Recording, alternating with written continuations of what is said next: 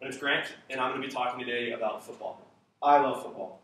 God gave me this body to play football, and I absolutely loved it.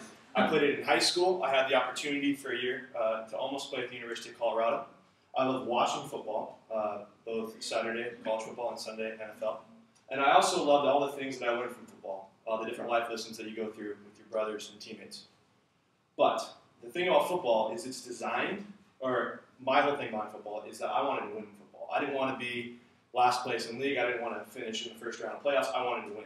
And so today I'm going to teach, or I've come up with a way that I think you can be successful and win at football through three principles. Through conditioning, practice, and adaptability.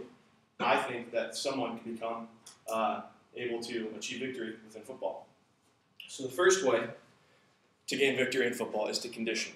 Conditioning is getting your body prepared for whatever's task is at hand. With regards to football, this is designed to be explosive power. What do I mean by explosive power? Explosive power comes from strength and speed. According to the website Sports Fitness Advisor, power is a combination of strength and speed. Someone who might be stronger than someone else, but not as, or someone that might be stronger than someone else, might not be as powerful as that person. And thus, on a football field, that stronger person isn't necessarily the best person to have on your team. Because conditioning is all about having this explosive power.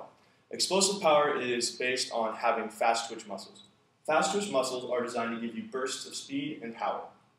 Or designed to give you bursts of power. Fast twitch muscle you can think of as being the difference between a marathon runner and someone playing a sport like football. A marathon runner trains his body for endurance. His whole thing is he's got to run a race for 2 hours. He's got to get his body prepared to be able to go through long stretches like 2 hours and whatnot. A football play on average takes between 10 and 15 seconds. So you're looking at explosive power. You're looking for that burst of speed, that burst of strength in order to beat your opponent for that.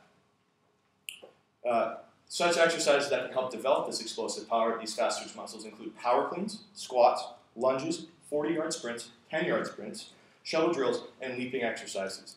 These exercises are designed to build those fast twitch muscles and give you that explosive power. However, you can condition your body all day long, but if you don't have practice, then what good is that? Practice is something that you probably are all familiar with. Let's face it, we're all having to do 5-minute speeches here. We all need to practice on this because nobody's coming up here lackadaisical easy, it's going well. But the difference is, practice for football is you have 22 guys, offense and defense, 11 and 11, that you have to get prepared for a different opponent each week. That means that your whole practice needs to be geared to getting 11 guys on offense and 11 guys on defense into the best position to beat the opponent that you're facing each week. Now, that means that everyone has to be on the same page. That requires a lot of teamwork, a lot of effort, and that's why practice is such a key component of how to be successful in football. One of the things about football, though, is that your opponent changes each week. While you might run into someone that runs a similar offense that you run, they probably have different things involved. So practice becomes even more vital because each team that you're facing is different in different ways.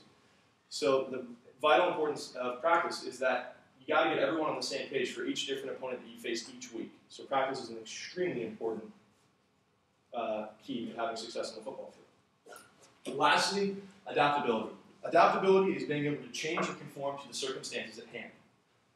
On the football field, this is key because while you might have come up with the greatest game plan in the world that you practiced all week long for and you got your guys in the best position to win on both offense and defense, your opponent might change.